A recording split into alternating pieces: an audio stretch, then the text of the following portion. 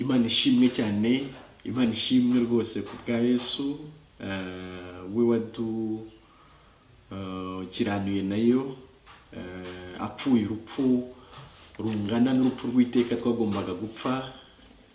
Imana igashima ko ari we urudupfira, ikarumurangirizamo umubabaro twari kuzagira mu nyanja yaka umuriro n'amazu ku by'iteka ryose. Yesu akawubabazwa kandi ukamushiriramo ku bwacu. Ariko si ibyo gusa, ahubwo akanakiranuka, kwa gukiranuka kuzuye kutagira inenge twasabaga nayo.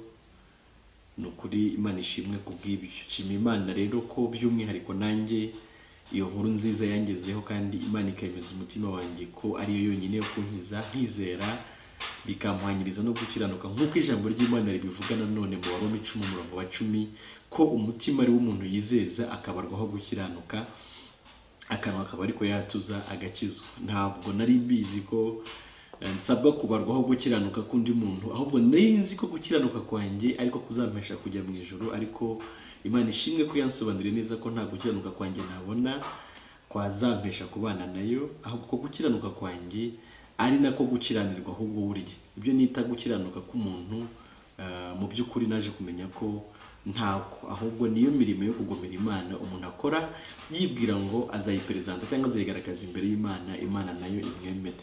Nshima Imana rero ko ndi umwe muri bakeya mu by'ukuri Imana yahishuriye ibyo, umutima wanjye ukabyizera kandi ukanezerwa, ukagubwa neza, ukaba amahoro. Ariko kandi nshima Imana no ku bavandimwe bose ku isi yose aho bari, bahishuriwe iryo banga ry'umusaraba wa Yesu Kristo. Umusaraba wa Yesu ukaba mu by'ukuri atari igiti nk'uko kera najyaga mbitekereza, oya, ahubwo umusaraba wa Yesu nanone naje kumenya ko ni umubabaro w'iteka ryose. Ngewe mu by'ukuri nagombaga kubabazwa, Yesu arawunyikorerera, yanyikorereye umusaraba rero, cyangwa se yishyizeho umubabaro wanjye wose umurangiriramo. Imana ishimwe rero ko mu by'ukuri ndamahoro, nguwe neza, hadashingiye ku mafaranga, hadashingiye ku mashuri nize, oya, hadashingiye ku muryango mfite mwiza, hadashingiye ku kintu icyo ari cyo cyose, ahubwo hashingiye gusa ko mbanye n'Imana amahoro, hashingiye gusa ko Yesu yankiranuye n'Imana, hashingiye ko umuremyi wanjye nongeye kumugarukaho ubwo nari naratandukanijwe nawe muri Adamu, ariko none nkaba ndi kumwe nawe nezerewe mu by'ukuri, nawe munejeje, anejejwe n'uwo yaremye. Mu by'ukuri mu gihe kera nari naramugumiye nkajya kure, nkamwigomekaho, nanjye nkamenya ubwenge bw'icyiza n'ikibi, ngashaka kwibeshaho nk'uko nyine Adamu yari yambeshye, plutôt Satani yari yambeshye muri Adamu, avuga ngo nukiryaho ntabwo uzapfa, ahubwo uzamera nk'Imana. Ubwo bwenge rero bupfuye nari namenye muri Adamu, Imana ishimwe ko yabunyijije, ahubwo ikamenyesha ko Kristo ari we bwenge kandi ko ari we mbaraga z'Imana, ko ari we wakoze ibyo Imana yashakaga byose. Ubwo rero nshima Imana ni ukuri kubw'uyu mwanya iba yongeye kumpa kuganira namwe. Ndabakunda cyane mwebwe dusangira ijambo ry'ubutumwa bwiza, yaba ari wowe umaze kuryakira cyangwa n'undi ukiri kuryumva utari yaryakira ngo rikize umutima we. Mwese ndabashimira Imana. Ni ukuri Imana ishimwe ku bwanyu, Imana ishimwe mu by'ukuri ko muri inshuti nziza. Yesu niko yigeze avuga, bamubwiye ngo nyoko na bene so baragushaka, aravuga ati oya, ati bene mama, ati abavandimwe banjye, ati ni abangaba bumva ijambo ryanjye. Ubwo rero namwe muri inshuti zanjye cyane, kubera ko iri jambo ry'ubutumwa bwiza turisangira, kuko mu by'ukuri ntabwo ari ryo guhereranwa, ahubwo nk'uko ijambo nanone rivuga ko tumaze kumenya ukuri kutubatura, ariko nanone riratubwira ngo ubwo buntu twahawe natwe tubutangeho. Ubwo rero ndashimira Imana ku bwanyu tubusangira, ariko kandi nabasaba kugira ngo utarakora subscribe kuri channel yacu Ijuru Ntirikorerwa abikore kugira ngo dukomeze tubane n'ibiganiro bikomeza, n'ubuhamya bw'abakizwa bakomeza gukizwa baduhamiriza ko bamaze guhishurirwa. Ni ibyigisho bitandukanye tugenda dushyiraho bibohora bamaze gukizwa, bagasobanukirwa byose, isabato, amaturo, icyacumi, insengero, mbega icyo wakwibaza cyose, kuvuka ubwa kabiri, kubatizwa, ibyo byose ugakomeza kubisobanukirwa. Ariko turi kumwe nyine kuri channel yacu, kandi hamagarira n'abandi kuyijoininga, hamagarira n'abandi kuyizaho, yisharinge kugira ngo n'abandi mu by'ukuri bayimenye, bakizwe n'ijambo ry'ubutumwa bwiza rikomeza kunyuraho, kubera ko nta kindi kintu gihari cyo gukiza umuntu, nta kindi kintu gihari cyo gukiza umutima w'umuntu keretse kumenya ukuri, kandi ukuri ni Yesu. Mu by'ukuri abantu benshi ntabwo bazi inzira y'ijuru, bayobeye mu mirimo yabo, kandi mu by'ukuri ntabwo umuntu yakizwa n'imirimo akora. Ubwo ari imirimo yawe igukijije, waba wikijije, ntabwo waba ukijijwe na Yesu, kandi yavuze ko ari we nzira, ko ari we kuri, ko ari nawe bugingo, ko nta wajya kwa se atamujyanye. Ubwo rero dufite byinshi byo kuvuga, dufite byinshi byo gusangira namwe, dufite byinshi byo gusangira n'abandi.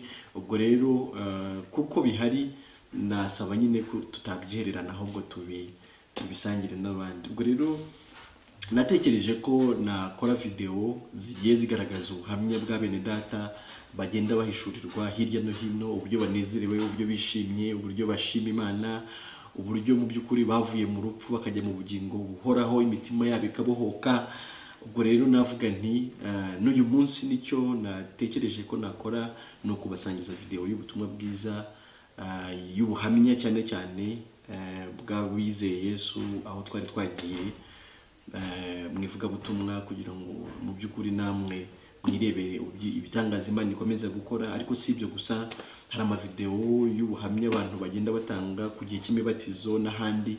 Ayo yose nyine tuzajya tuyareba, kugira ngo mu by'ukuri tumenye ko bya bintu koko nubwo tubyumva gutyo, ariko nibyo byonyine bifite imbaraga zo gukiza umuntu. Rya jambo ry'ubutumwa bwiza tuvuga niryo rifite imbaraga zo gukiza umuntu.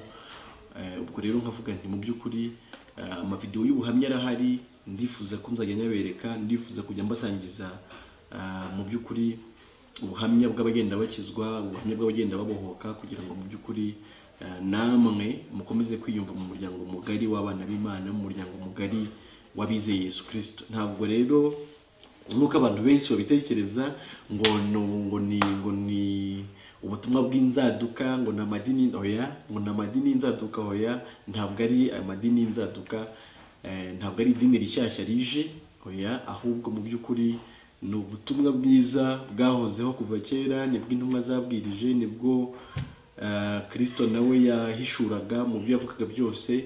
Ni kuva kera babera bizeye Yesu, batsindishirizwa no kumwizera. Aburahamu nuko nawe yatsindishirijwe no kwizera. Avuga nti rero ntabwo ari inzaduka, ahubwo mu by'ukuri ni uko utabimenye, ngo umenye ko ari bwo butumwa bwonyine bari bwo kugukiza. Wabaye mu bindi gihe kinini, iyo haje rero n'icyo kugukiza uragihunga, kubera gutekereza ko ibyo wabaye mu gihe kinini ari byo byaba ari ukuri. Ariko nta kuri guhari, kubera ko Yesu nk'uko abivuze ngo nimumenye ukuri kuzababatura. Ese mu by'ukuri warabatutse mu mutima, urumva utakiri imbata, urumva utagitinya urupfu rw'iteka se, urumva udafite ubwoba bwo kurimbuka? Ariko reka uze kumva noneho umuntu umaze guhishurirwa Yesu uburyo ahamye, reka uze kumva mu by'ukuri uwo muntu ubutumwa bwiza bwagezeho, akabwizeza umutima uburyo ameze, wumve ko mumeze kimwe. Arahamye nyine ko yabohowe, arahamye ko atakirimbutse, arahamye ko yishuriwe umusaraba wa Yesu, arahamye ko nubwo abaye igihe kinini mu idini ariko ntacyo byamumariye.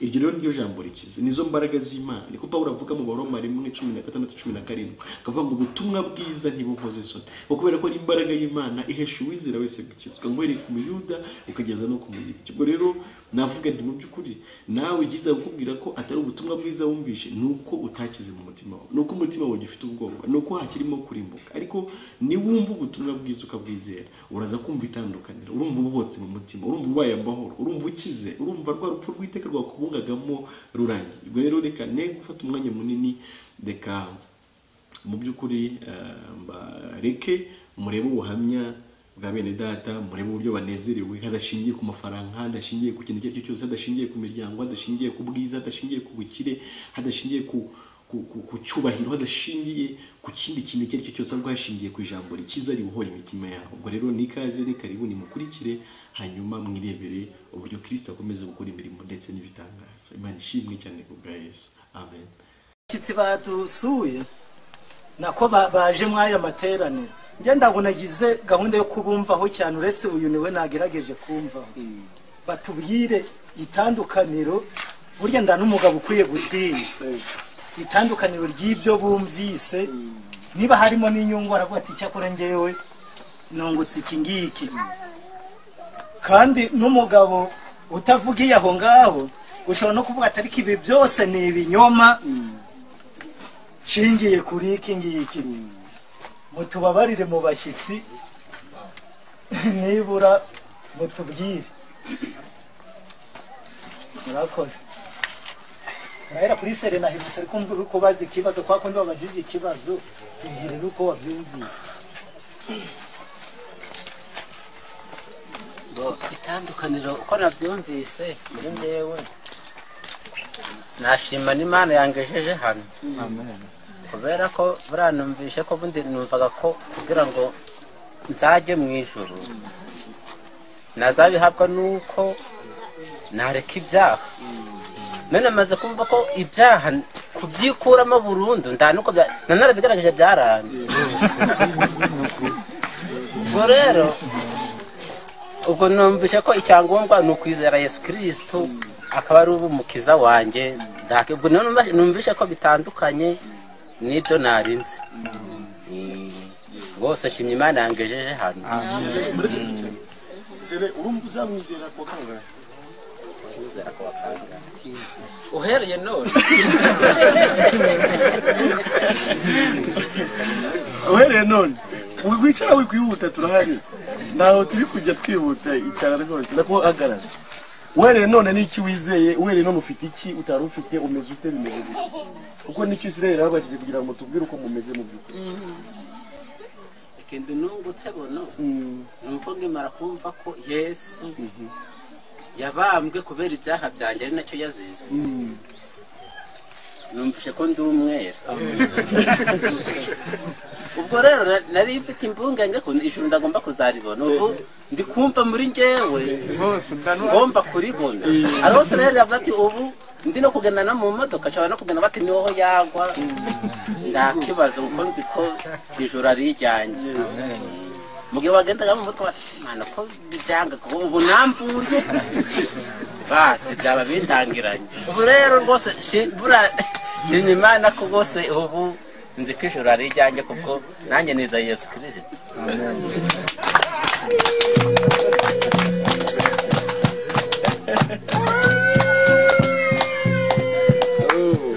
yego Imana ni nziza cyane amen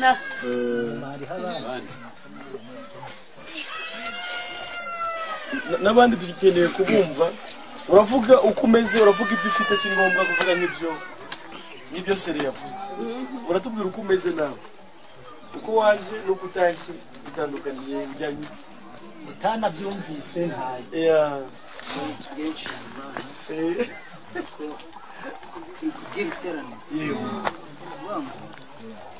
abaye mu bangirikani kumwe n'uriya bakibona mu buryo buhagije cyane bitaguhinduranya ingingo n'adeperi ariko muri izo nzira zose nta cyiza nigeze mbonamo ngo barasengaga ubundi ngo higura ngo gira icyo ukora ngo ubone Imana ikugirire neza ibyo byose nyuma yari ukabona ndahungu ubibonaho ukaba ubona uri umunyabyaha igihe cyose ukabona ukajya hari twandikaga ku dupapuro ndabyibuka nabaga ndi kumwe na Kamanzi twararirimbanaga kandi ku rupapuro rw'ibyaha kuzuza ukajya ukihana ariko wataha ukanongera ukabyibona ko wabyiha ariko kumva nuzi umunezero cyane kuko ikintu cyerekeranye no kuvuga ngo nzarimbuka ngo nuko ndi umunyabyaha icyo cyo ndikikiriho ubu njye ndi indungane rwose kuko amaraso ya Yesu Kristo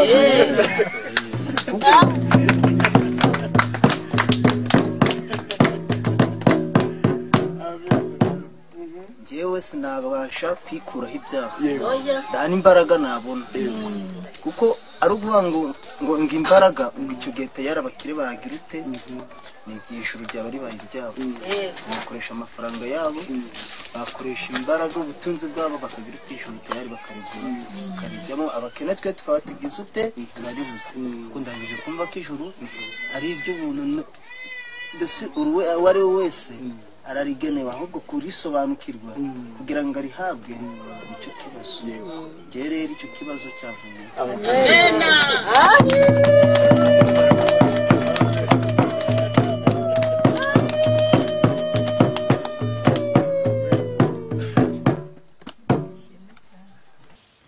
mwabyiyumviye mwirebeye uburyo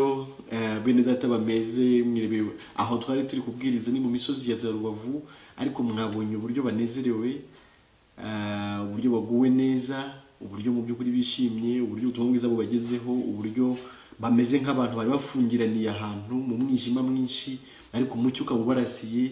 Mwabibonye namwe murabona itandukaniro ry'ibintu. Umuntu akwete nabaye igihe kinini cyane mu idini, ntacyo ntakoze, ibyo bansabaga byose narabikoze ariko ntibigeze bikiza umutima wanjye. Ati kumbe nzanze kujya mu ijuru. Undi akaba ati nzanze kujya mu ijuru burya.